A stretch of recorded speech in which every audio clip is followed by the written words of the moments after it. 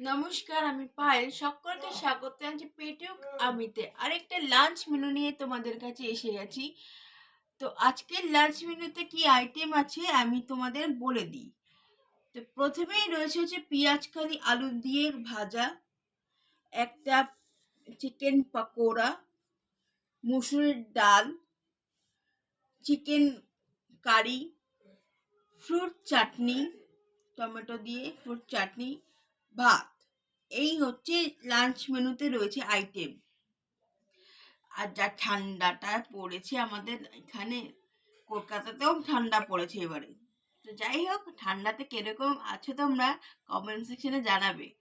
আমরা তো একদম কাবু, আমি তো একদম কাবু ঠান্ডাতে, জানো না। তো ভিডিওসগুলো দেখো এবং কমেন্টস করো, এবং তোমাদের ভালোবাসা পেয়ে আমি খুব আপ্লুত। আমাকে এইভাবেই ভালোবেসে